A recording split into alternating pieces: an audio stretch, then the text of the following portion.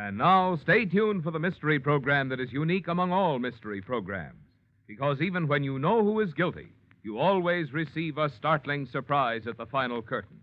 In the Signal Oil program, The Whistler.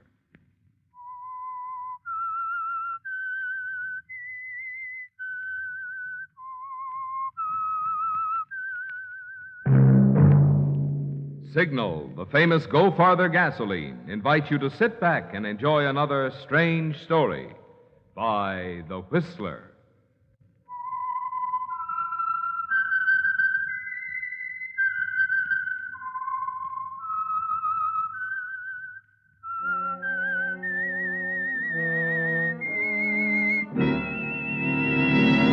I am the Whistler, and I know many things, for I walk by night. I know many strange tales hidden in the hearts of men and women who have stepped into the shadows. Yes, I know the nameless terrors of which they dare not speak. And now for the Signal Oil Company, The Whistler's strange story, Autumn Song.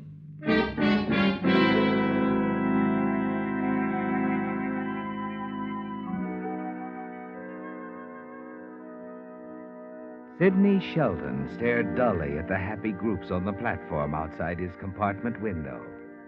In a few minutes, many of them would be boarding the cross-country streamliner, just as he had. For most of them, it was destination New York for business or pleasure. For Sidney, it was destination New York, perhaps for oblivion. No one was there to see him off, wish him well, and tell him to hurry back to Los Angeles. Carlson at Mammoth Studios had handed him a one-way ticket to New York and told him never to come back to Hollywood. As the streamliner eased effortlessly underway, Sidney managed a sardonic smile. He was on his way out in the grand manner of Hollywood.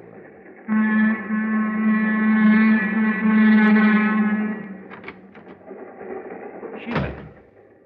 Well, Sheila, what are you... You didn't really think I'd let you get away from me, did you, Sid? Well, I've got to go east. Just a quick trip for business, you know. Really? Yes, you see, I've got a... Thanks, I will sit down. I've got a feeling the story's going to be good. Now, listen to me, Sheila. Why, Sid? I've listened to you for a long time. I don't like where it's got me. That career you promised me. What a publicity agent you turned out to be. Great. I'm glad you feel that way. Because I'm sick and tired of trying to palm off a no-talent doll like you as an actress. Look who's talking no talent. You've been tossed out of Hollywood. Here's a one-way ticket to New York. Take it and never come back. Unquote Carlson. Every studio in town has your number, and it's 0. And you know why? Because you fouled up every publicity stunt I've handled the past year. Whether it had anything to do with you or not, you always did a walk-on at the wrong time. And now if you're smart, you'll pull a walk-off this time. Right off of this train at the first stop. I'm not getting off, Sidney. I'm going to ride all the way. Chicago, New York. And even then, I'm still not getting off. What are you talking about? I'm talking about us. Neither of us can go back, Sid. You to the studios, or me to the husband I left for you. I didn't tell you to leave him. Not in so many words. Skip it. That part's my worry. It's all your worry. Now go on, beat it, Sheila. I've got my own troubles. I know. I'm one of them. Your biggest, I expect. I told you to beat it, to run along. All right, Sidney. That's the way you want it. If you feel differently later on, I'm in car 179. I can't hear you. And like I said, I'm not getting off. Nighty-night, Sidney.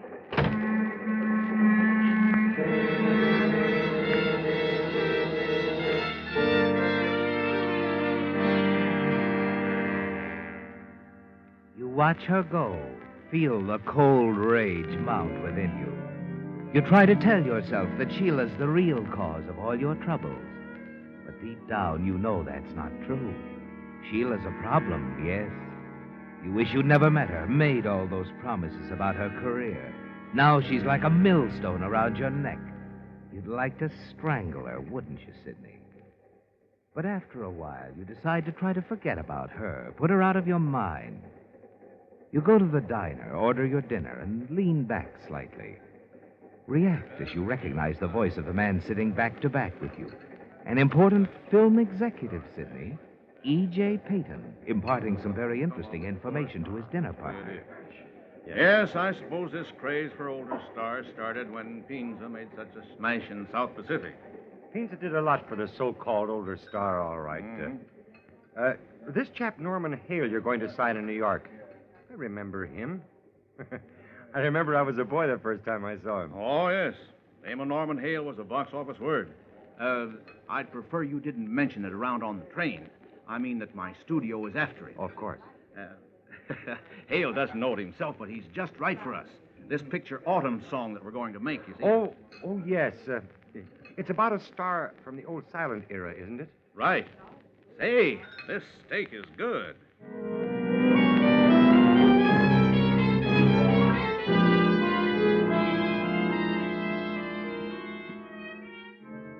You almost can't wait to finish your dinner, can you, Sidney? But you realize that you might as well.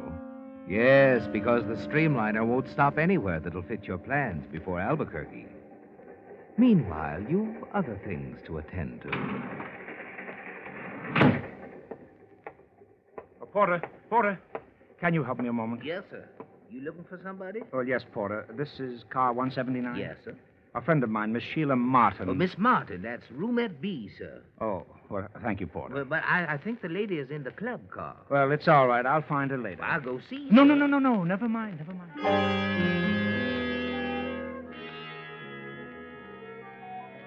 You start out of the car, turn in time to see the porter disappear into another room to make up the beds. You move swiftly down the aisle to Sheila's roomette.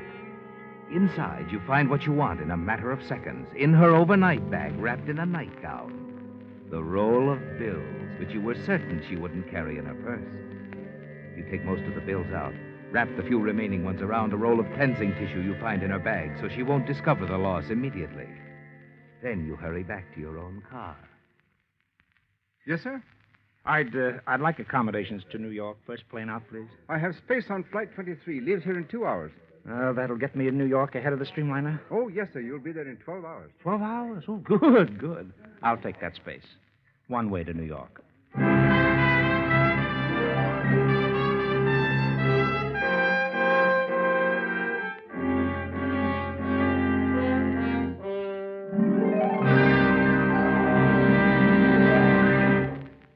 Stop it.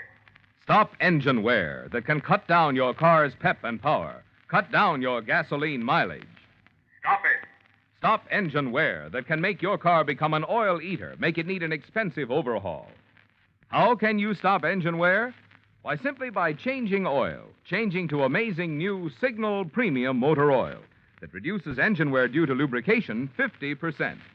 Through newly perfected scientific developments, wonderful extra protection has been engineered into new Signal Premium. 1, it stops acid corrosion and rust. 2, controls and reduces harmful engine deposits. 3, keeps oil rings clean and free.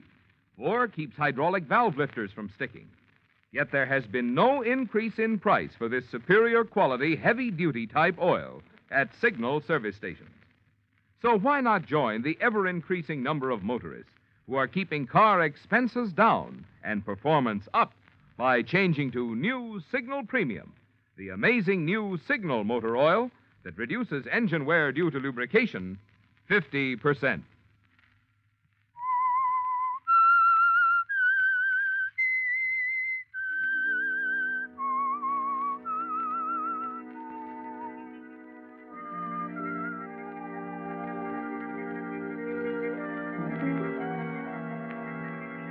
It's a windfall, isn't it, Sidney? The chance knowledge you picked up on the train. Yes, as you step from your plane in New York, you're many hours ahead of the train you left at Albuquerque, carrying E.J. Payton, the motion picture producer, who is on his way to search the city for Norman Hale, the one-time silent picture star. With luck, you can find Norman Hale first. That's why you no sooner check into a hotel than you begin the weary rounds of second-rate theatrical agencies. At one, you finally get a lead. Make your way out to an astonishingly good address. You wonder as you press the buzzer if perhaps they weren't all wrong about Norman Hale, that he might have saved some of his early fabulous earnings. As you stand there waiting, you pray that he didn't, hope that he's in a bad financial position. Yes? I'm looking for Mr. Hale. Norman Hale, the actor. Have you an appointment?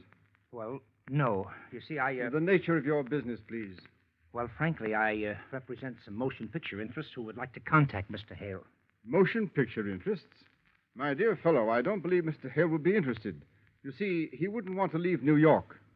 The excitement, the glamour of the city, the close proximity to the theaters. Mr. Hale. What? I might have known. And posing as the butler. You were always pulling something like that. Please, Mr. Hale, may I come in? The name is Shelton. Sidney Shelton. Why, all right, Mr. Shelton. Enter. Thank you, sir. Well, this is a beautiful place you have here. Thank you. Won't you sit down? Thank you, sir. Have you a contract, Mr. Shelton? Are you actually prepared to make a business proposition? Well, no, sir, not exactly. You see, I have an idea, a possibility for both of us. Ha! Possibility.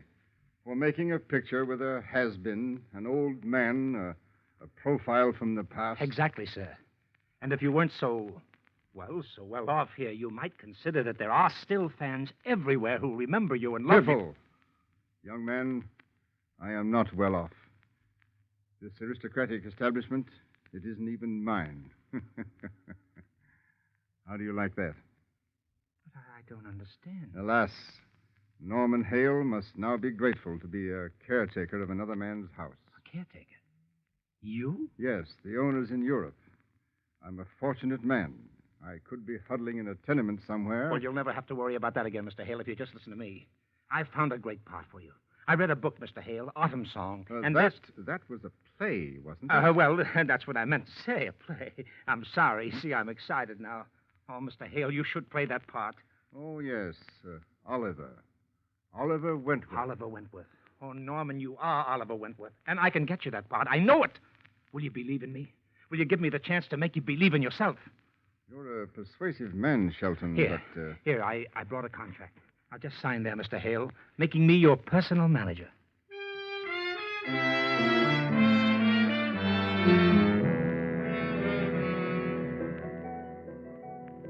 An hour later, you're on your way back to your hotel, Sidney. Only a brief stop at the theatrical agency which gave you the lead to Norman Hale.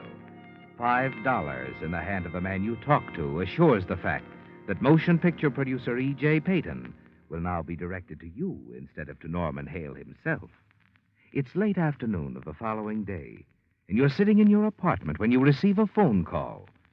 It's the call you've been expecting, isn't it, Sidney? Yes, from E.J. Payton, the Hollywood film executive. Yes, sir, that's right. I'm representing Norman Hale. Then we can talk. I have a little something in mind for him. Well, I don't know. Norman's sold on the idea of doing a play. Well, for his own sake, then talk him out of it. Now, let's speak frankly, Mr. Shelton. Your Norman Hale is passé, a ghost of the silence. People just aren't interested in him anymore. You are, Mr. Payton? Oh, yes, in a way. Look, Mr. Shelton, I don't like to discuss business over the telephone. When can we get together? Well, let me see. What do you say about lunch tomorrow? Victor's on 45th? Good. And have Norman Hale there, too. Well, I'll see if I can arrange it. I can't promise, though.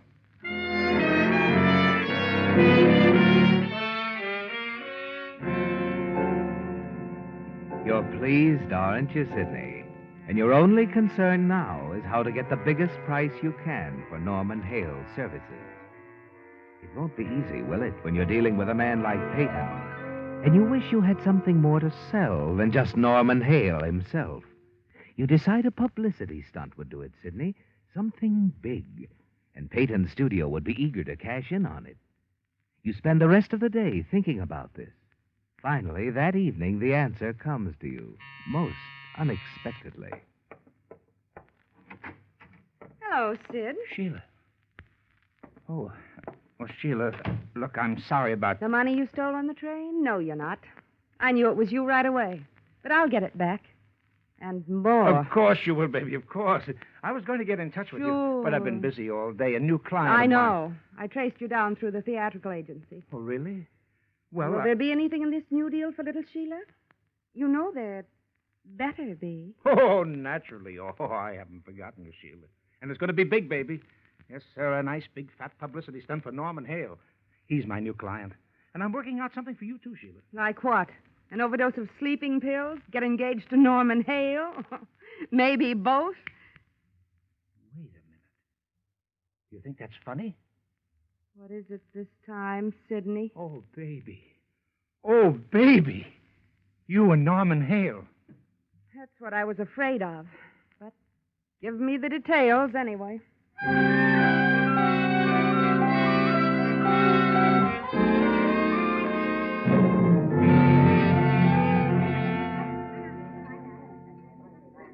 Can't we eat, Sidney? I'm famished. Well, let's wait for Peyton, huh, Norman? Well, he's late. It's 1:15 now. I know, Norman, I know. Are you sure you said Victor's restaurant? Yes, of course I said Victor's, and Peyton will be here.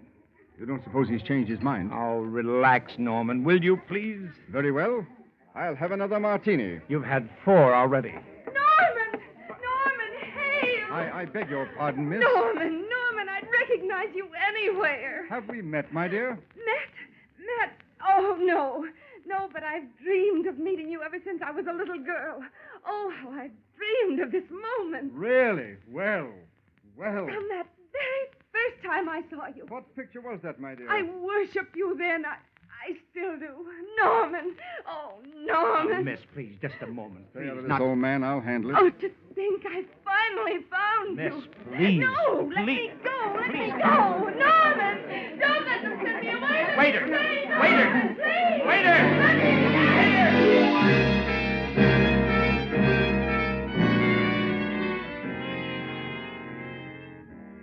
You struggle to keep a straight face, don't you, Sidney, as Sheila clings desperately to Norman, pouring out her adoration for him. And during the confusion of the next few moments, you notice Peyton standing at the door, watching it all. Then finally, when Sheila is led away, sobbing bitterly, Peyton comes over to your table. Well, that was something, wasn't it? Oh, Mr. Peyton, you saw what happened? Yes, I saw. Norman, this is Mr. Peyton. Norman. What? Oh, how do you do, sir? That poor girl, so madly in love with me. Here, sit down here, Mr. Peyton. In love with me all these years. Did you hear her sob, Sidney? Did you? Yes, sure. She's really crazy about you, Norman. Yes, I'd say that was quite a performance. Quite a performance. Performance? For my benefit, eh, Mr. Shelton? You think this whole thing was staged? Wasn't it? How dare you suggest such a thing? Anyone can plainly see that girl is desperately in love with me. And why not? Why shouldn't she be? Norm, please. A good day, Mr. Peyton. Good day. Norman, wait a minute. Let him go, Mr. Shelton. We have things to talk about. No, he's pretty sore. I'll have to see if I can cool him down. But you Make it at Norman's place in an hour. 467 Kenton Place.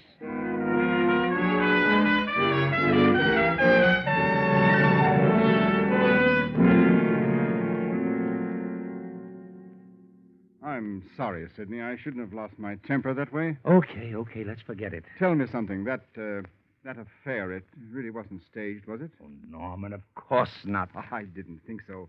I could see it was real. I saw it in her eyes, Sidney. I'm not easily fooled, you know.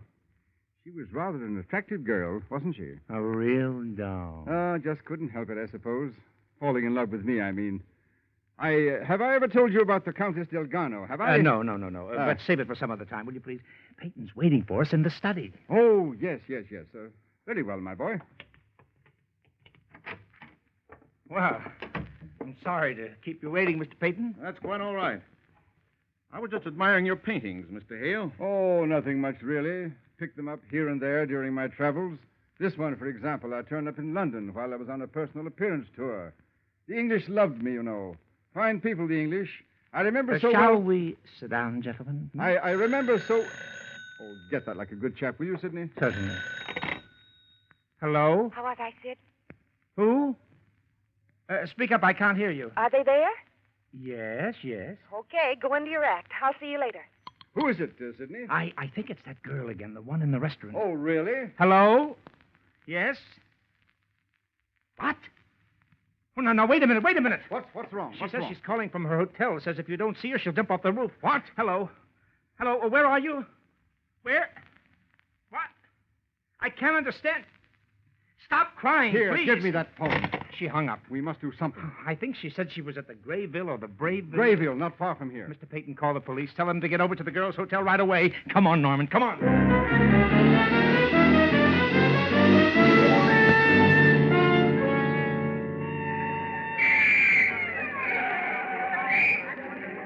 we're too late, Norman. There she is up there. Where? On the ledge, the Oh, fourth floor. good Lord. What did you say her name is? Sheila. Sheila! Sheila! Don't jump! Don't do it! She can't hear you, Stand back, Norman. please. Everybody stand back. Give room to the police and the ambulance. Clear that sidewalk over there. You hear it? Clear it. What are we going to do? If only I could talk. Wait a minute, to her. Norman. Wait a minute. Did you hear that? Stand back. That policeman talking on the public address system. Yes, Move those but people back over there at that of corner. course, that's it. Come on.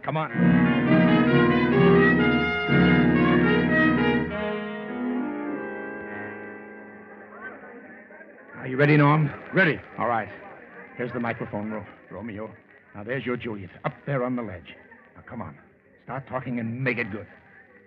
Sheila! Sheila! This is Norman. This is Norman Hale. Listen to me, darling. Listen to me, please.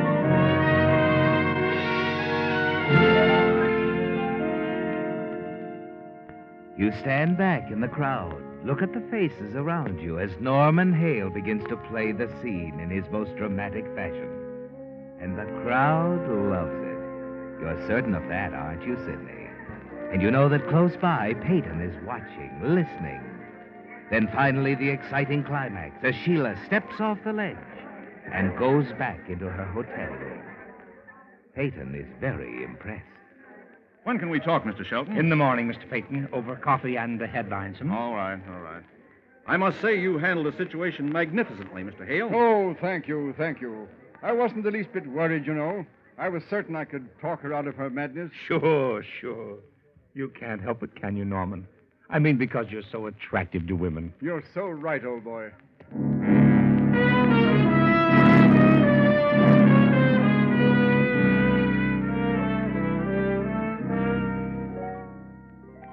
That evening, back in your apartment, you're pleased with the way everything has turned out, aren't you, Sidney? Yes, and you congratulate yourself. You've put it over. Peyton will have to come to your terms now, if he wants to capitalize on the publicity. Sign a long-term contract with Norman Hale. Then shortly before midnight, you have a visitor. Sheila. What do you mean, now what? What's the next move? That stunt this afternoon went over big for little Sheila, but we're not going to leave it at that, are we? Ah, look, sweetheart, look. You got yourself $1 million worth of publicity. I set it up for you free of charge. You take it from there. But I thought you were I'm going to be very busy from now on, baby. Norman and I will probably be leaving for the coast in a few days. Norman. Sure. The stunt was all for him, wasn't it? He was the star. I was just an extra. You didn't do badly. No, that's right. I didn't. And suddenly, I've just gotten an idea how I can do better. What do you mean? You had me write a suicide note, remember? To make it all look authentic when I was going to jump from the hotel. Yeah, I remember. Well, I've still got that suicide note right here in my purse. I wonder what the reporters will do to your story when I tell them this whole thing was a fake. Now, wait a minute, Sheila. I have just enough time to catch the morning papers before they go to press. Bright idea of yours, that suicide note. Yes, wasn't it? Thanks for reminding me, baby. Let me go. Oh, sure. I'll let you go. Only when I do, it'll be out the window. Oh. Because you are going to jump, and your suicide note will prove that you jumped.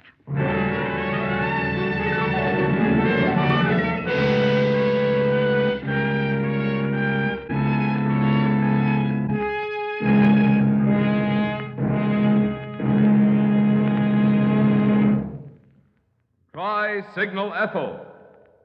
Try Signal Ethel. Try Signal Ethel. Sometimes I think Try Signal Ethel is the most important thing I can say to you drivers, because once you try the premium grade of Signal's famous Go Farther gasoline in your own car, I won't need to say anything else. Yes, once you see for yourself how smoothly, quietly Signal Ethel floats you over hills, steep hills, in high, I won't need to say anything more about the super power in this great super fuel. Once you see how effortlessly it makes the miles of highway flash by, I won't need to tell you anything more about Signal Ethel's obedient smoothness. And once you see how swiftly it rockets your car ahead when the traffic signal says go, you'll know why we say Signal Ethel is engineered to bring out the best in any car of any age. Yes, all of these things and many more you'll learn about driving pleasure when you drive out of a Signal station with your first tankful of Signal Ethyl. That's why I'm so eager for you to just try. Try Signal Ethyl. Try Signal Ethyl. Try Signal Ethyl.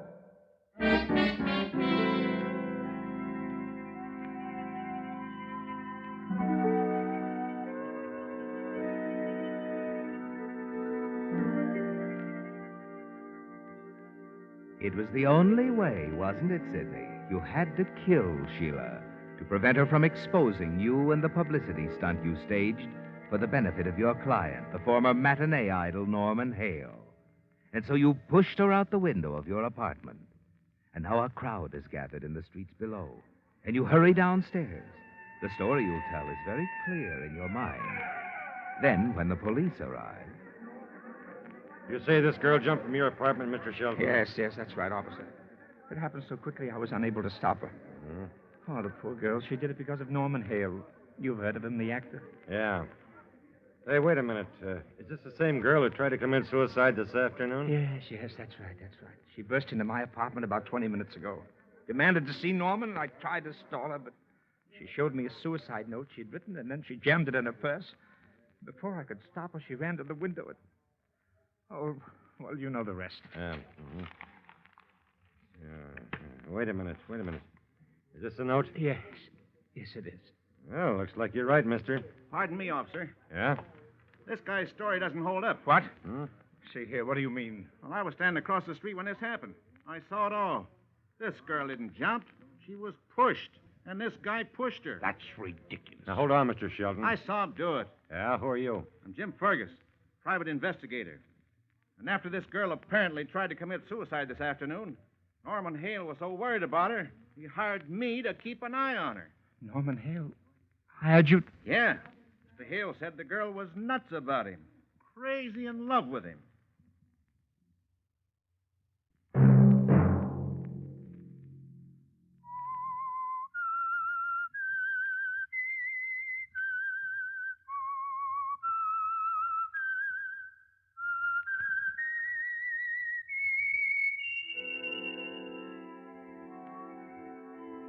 Let that whistle be your signal for the Signal Oil program, The Whistler, each Sunday night at the same time. Since this week is National Farm Safety Week, Signal has asked me to remind you. Each year, injuries disable 1 out of every 18 farm residents and cost our country $1 billion. So on peaceful Western farms, just as in the city, it pays to be careful, always.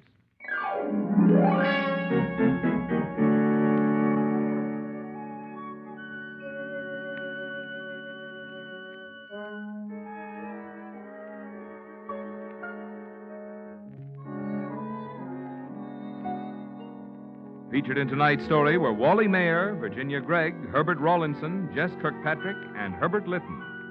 The Whistler was produced and directed by George W. Allen, with story by Joel Malone, music by Wilbur Hatch, and was transmitted to our troops overseas by the Armed Forces Radio Service. The Whistler is entirely fictional, and all characters portrayed on The Whistler are also fictional. Any similarity of names or resemblance to persons living or dead is purely coincidental. Remember to tune in at the same time next Sunday when the Signal Oil Company will bring you another strange story by The Whistler, entitled Danger is a Beautiful Blonde, in which a pickup date with a beautiful girl leads a young man to an attractive mansion and a dead man. Marvin Miller speaking for the Signal Oil Company. Stay tuned now for the Horace Height Show, which follows immediately over most of these stations. This is CBS, the Columbia Broadcasting System.